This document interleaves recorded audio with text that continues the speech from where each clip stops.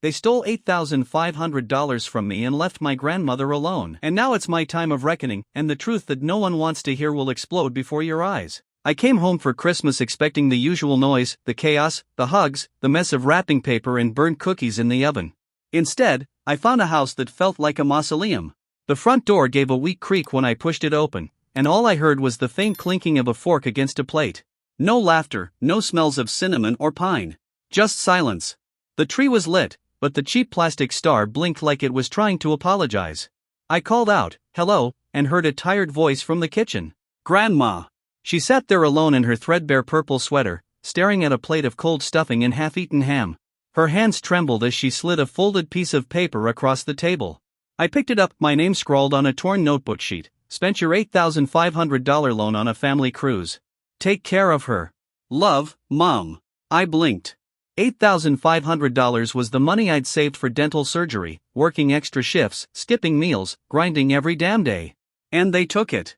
Without warning, without a word. Grandma just watched me like a soldier watching a minefield, quietly saying, "I guess they didn't think you'd mind." "They left yesterday," she said. "Just left me here with leftovers and a note." I wanted to scream.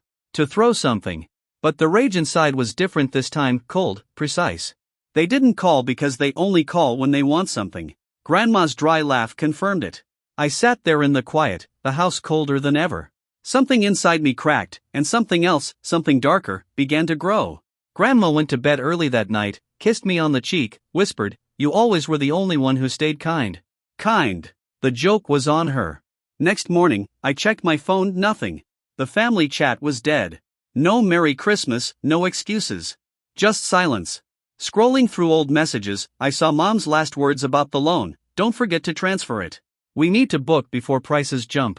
They never called it a gift because it wasn't. Then I saw the proof. Emily's Instagram, a photo of them on the majestic Aurora cruise, a fancy ship in the Caribbean. 4 of them, champagne glasses raised in a bathroom, captioned, "Finally some peace away from all the leeches and negativity." Leeches. I laughed until it hurt. They took my money, abandoned Grandma, and called me a leech. That was it. The last wire inside me snapped. I wasn't sad or angry anymore. I was focused. Grandma found me in the garage later, surrounded by Dad's old filing cabinets, papers, and bills stacked in piles. "I need to know everything," I told her. "Where the money went. Who's behind this?" She pulled out a faded notebook. "Let's start with 2016, she said. Digging through those stacks, I uncovered a trail of lies, fake expenses, debts disguised as emergencies. The deeper I went, the clearer it became. This wasn't a one-time betrayal. This was years of theft, manipulation, and betrayal dressed up as family. I remembered every time they called for money: Jacob's school fees, Kelly's rent, Dad's gambling debts. I'd nodded, paid up, told myself family comes first, even when it didn't feel like family. But this was different. This was the coldest betrayal of all. I started piecing together the puzzle: who knew, who lied, who smiled as I bled for them. I wanted to confront them, to tear apart the lies, but more than that I wanted to understand why. Why they chose to discard me like trash after using me for everything I was worth. Days blurred as I flipped through the records, each page twisting the knife deeper. Grandma kept her quiet strength beside me. I realized I wasn't alone. But they didn't even have the guts to face me. And somewhere, buried under the hurt and rage, a plan started to form: a cold, calculated reckoning. I wasn't just going to be the sucker anymore. Because if they thought I'd just take it, they had another thing coming. I spent the next few days buried in those stacks of papers like I was digging for bones. Grandma sat with me, quiet but steady, watching as I traced years of lies in faded receipts and dodged family secrets in brittle notebooks. Each page was a new fracture in the picture I thought I knew, one where my parents weren't saints but thieves wearing the mask of family. It wasn't just about the cruise. No, that was the flashy headline, the final insult. The real story was buried deeper, in debts they never repaid, promises they broke, favors they twisted into weapons. I'd been the ATM, the fixer, the unpaid therapist for their screw-ups. But when the money I scraped together disappeared, vanished like smoke, they dropped me like I was nothing. Like I was the problem. Grandma handed me a coffee one morning, her hands still shaky but her eyes sharp as ever. "They think you'll forgive because you're kind. Because you want to believe family means something." I didn't answer. But inside, something had already shifted. Kindness felt like a weakness now, a leash they'd wrapped around me for years, tightening until I couldn't breathe. So I started watching. I couldn't confront them yet, not blind. I had to see who was playing what game. I hacked into the family group chat, not the deep, dark cybercrime kind, just enough to peek behind the curtain. There, in messages I wasn't supposed to see, they talked like I was a distant problem to be managed. Jacob, especially, his arrogance bleeding through the texts like poison. "You really don't get it, do you?" he typed, smirking at me from a distance I could almost feel. "You slack off, don't pull your weight. The kids barely got anything from you this year." It was insane. I'd bought more gifts than anyone else, paid for their summer camps, helped with rent. And suddenly, I was a loser? A burden? I remembered standing on their porch, bags of gifts in my hands, and Mom telling me, "We don't want you here this year." They'd become strangers. That night, I drove home gripping the steering wheel so tight my knuckles turned white. Rage simmered, but underneath it all, there was a flicker of something darker, something I hadn't felt before. What if I stopped being the victim? What if I took everything I knew, the money, the lies, the betrayal, and flipped the script? I started gathering dirt, not just on Jacob and Mom, but Dad too. The man who'd watched it all happen and said nothing. I called in favors, people who owed me, who knew the family's skeletons better than I did. Whispers of secret accounts, shady loans, business deals that smelled rotten. The more I learned, the clearer it became, this was a family built on exploitation and greed. And I was the only one left who still cared enough to burn it down from the inside. But I wasn't reckless. Grandma warned me, "Be careful, kid. Revenge is a dark road. You don't want to lose yourself chasing ghosts." I smiled bitterly. I wasn't sure if I was chasing ghosts or becoming one. The next day, I sent a message to Mom, cryptic and cold, "We need to talk." "I know everything." Her reply was immediate. "You don't know what you're saying. Leave this alone." The challenge was set. I was no longer the forgotten, the background noise. I was the storm coming for them all. And I was just getting started. They didn't want to talk. Not really. Every message from Mom was defensive, dripping with false concern, like she was trying to bait me back into the family fold. But I wasn't biting. I'd tasted their betrayal. It was bitter and addictive, and I was hooked on the truth. I started making quiet moves, pulling strings, contacting old friends of the family, digging through financials. I wasn't just looking for proof anymore. I was building a case. The cold calculation in me was growing, but beneath that was a war I fought daily, the rage that boiled under my skin, and the part of me that wanted to believe they were still family. I'd lie awake at night, staring at the ceiling, wondering how it got this bad. How the people who were supposed to love me could gut me without a second thought. There were moments when I almost sent a desperate text, asking for some shred of connection. But I never did. One night, Grandma pulled me aside. "You can't fix what's broken by burning it down," she said. "Maybe some things need to burn," I whispered. Then came the call I'd been dreading but also waiting for. "Jacob." His voice dripping with condescension. "You're making a mistake. This family's bigger than you. You think you're some kind of hero? You're just the loser they warned us about." The old wound stung, but I kept my voice steady. "I'm the loser? You're the one who stole my money, abandoned Grandma, and hid behind your phone while I did all the work." There was a long silence. Then he laughed, low and bitter. "Go ahead. Try something. You'll find out how alone you really are." But I wasn't alone. Not anymore. I had Grandma. I had my own grit. And I had a plan. In the weeks that followed, I uncovered more than I ever wanted to know: secret credit cards, hidden debts, falsified receipts. My parents' finances were a mess, and they'd been dragging me down with them. The family cruise wasn't a getaway. It was a cover-up. One night, as I sat reviewing documents in the dim light of my apartment, my phone buzzed. "Unknown number. We know what you're doing. Stop it, or things will get ugly." I smiled. Threats from them were nothing new. But this time, I was ready. I started leaking pieces of their secrets anonymously, small enough to raise eyebrows, big enough to make them nervous. The family group chat exploded. Arguments, accusations, blame. They were crumbling, but still too proud to admit defeat. And me? I was standing at the edge, watching the chaos I'd unleashed. But there was one thing they didn't know, one secret I kept for myself.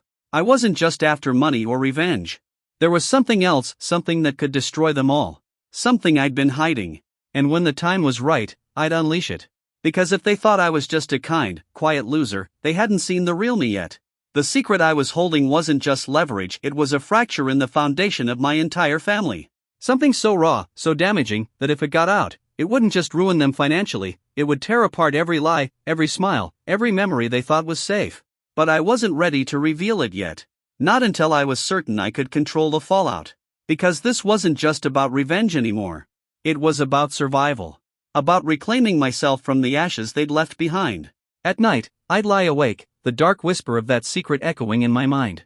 I thought about Grandma, about how she'd been forgotten and left to rot in that cold kitchen. She deserved better than their betrayal. And so did I. I started changing. The anger, once a slow burn, became a white-hot blaze. I was sharper, colder, more focused. I stopped answering calls. I stopped pretending to care about their apologies or their empty words. I was done being the family punching bag. But the darkness inside me was a double-edged sword. Some nights, I'd catch myself staring into the mirror, wondering if I was becoming the monster they'd made me. The part of me that craved revenge was hungry, insatiable. I wanted to hurt them in ways they never thought possible. To make them feel the cold sting of abandonment. Yet, beneath that hunger, there was a flicker of doubt. Was this who I wanted to be? Or was it just what they'd forced me into? The line blurred. Then, the unthinkable happened. One evening, as I sifted through a fresh batch of documents Grandma had found hidden away, my phone buzzed again. Another anonymous message, but this one was different. You're playing with fire. Be careful who you trust. I froze. Who was watching me? How much did they know? Was someone inside my circle betraying me too? Paranoia clawed at my mind. Every knock on the door, every unexpected call, felt like a threat. I started locking everything down, watching my back like I was living in a spy thriller. It was exhausting, but I couldn't stop. Then Grandma called me one afternoon, her voice trembling. Someone's been here, she whispered. Left a note. They want you to stop. They're serious. I knew then it was no longer just about family drama. I was tangled in something bigger, something dangerous. But I wasn't backing down. I had come too far. If they thought fear would make me quit, they were wrong. I was ready to burn it all to the ground. Because sometimes, the only way to find yourself is to destroy everything you thought you were. I never thought truth would feel like drowning. Like the air itself was a weight pressing down, stealing breath, smothering hope. But that's what it was. The truth I held inside me, waiting to explode, did just that. When the secret finally slipped free, it wasn't a quiet confession. It was a shockwave ripping through everything I believed, everything I fought to protect. It wasn't just the stolen money or the luxury cruise paid for with my hard-earned savings. It was the slow unraveling of a family built on lies. I remembered all the times I had stood silently, swallowed insults, and paid debts I didn't know. The years of pretending that family meant unconditional love, when really it meant endless sacrifice for selfish people. I traced the forged receipts, the hidden loans, the fake emergencies. Every lie a blade carving deeper scars. I leaked the truth bit by bit, carefully, knowing the damage it would do. Whispers turned to rumors. Rumors turned to confrontations. Jacob lost his job, his pride shredded in an instant. Mom disappeared, erasing herself from social media and my life. Dad, the stoic man who always held the family together, began to crumble, missed appointments, trembling hands, and eyes empty of the man I knew. But the deepest wound wasn't the chaos or the public disgrace. It was the silence, the complete void where family used to be. I became a ghost in a home I once called safe. Grandma was the only one who stayed. But even she seemed broken, a flickering candle in a dark room. I wanted to scream, to tear down the walls they built around their lies. But my voice was raw, worn out from years of silence. All I felt was a hollow ache that echoed inside me endlessly. One cold night, a knock shattered the quiet. Emily, my sister, the one who had flaunted her perfect life online, stood at my door. But the arrogance was gone. Her eyes were swollen and red, filled with regret. I had to come, she whispered. I didn't know how else to reach you. We didn't hug or cry. We sat like strangers, broken and distant, connected only by pain. She told me about the pressure, the lies, and the guilt. About how she'd been forced to keep their secrets. Then she asked the hardest question. Why didn't you fight harder? Why did you let them win? I had no answer. Maybe the defeat wasn't theirs alone. Maybe it was mine, the slow surrender to a family I believed in too much. That night, the rage gave way to a quiet resolve not to be broken by their cruelty. I started cutting ties. Slowly, painfully. Stopped answering calls that hurt me. Stopped pretending their words meant anything. I built a life on my own terms. I cared for Grandma, her smile stronger than the years of pain. I rekindled friendships.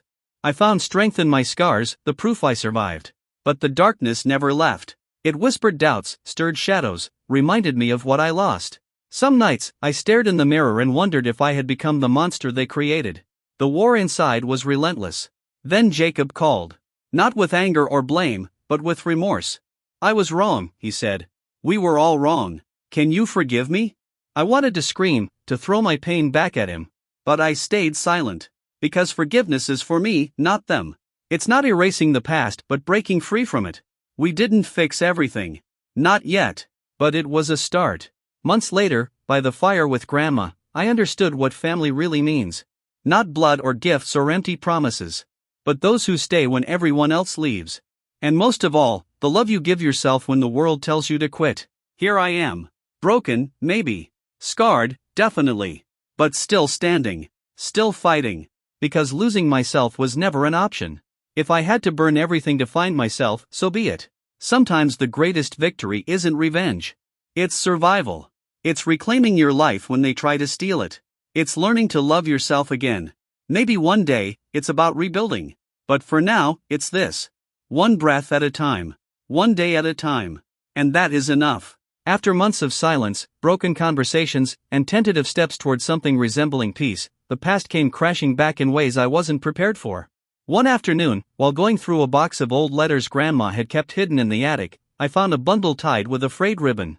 My hands trembled as I untied it, revealing faded, handwritten notes between my parents, letters that weren't meant for me. They were raw, bitter, full of secrets. In those pages, I read about debts I never knew existed, about plans hatched behind closed doors, about promises broken and betrayals concealed beneath smiles. But the most chilling part was a confession, my father admitting he'd manipulated my mother into hiding everything, promising a fresh start that never came. I sat there, heart pounding, feeling the weight of their deceit settle in my chest like lead. The foundation beneath me was cracking again, and this time, I wasn't sure if I could hold it together. That night, I dreamt of fire, flames consuming everything I'd built. Faces from my past flickered in the smoke, their eyes accusing, their voices distant but haunting. When I woke, the ache in my chest was real, the fight inside me raw and bleeding. I realized that healing wasn't linear. That moving forward meant facing every dark corner, every painful memory. So I reached out to Emily again. This time, not out of anger or hurt, but a desperate need to understand. We talked for hours, unraveling threads of the past, confessing fears and regrets. For the first time, I saw her not as the sister who had flaunted her life, but as someone broken, struggling beneath her own weight. It didn't erase the past. It didn't fix the cracks. But it was a start, a fragile bridge across a chasm I thought unbridgeable. Days turned into weeks, and slowly, I found fragments of hope amid the wreckage. I began journaling, pouring my pain, my confusion, my reluctant strength onto paper. Words that refused to stay silent. I reconnected with old friends who never abandoned me, who reminded me of who I was before the lies took root. And most importantly, I started to rebuild my own identity, not defined by family betrayal, but by my resilience, my choices, my scars. The journey was far from over. The shadows still lingered. The war inside me raged on. But for the first time in a long time, I wasn't alone. Because sometimes, the hardest battles aren't fought in grand gestures or epic confrontations, they're fought in quiet moments of vulnerability and courage. And in those moments, I found the strength to keep standing.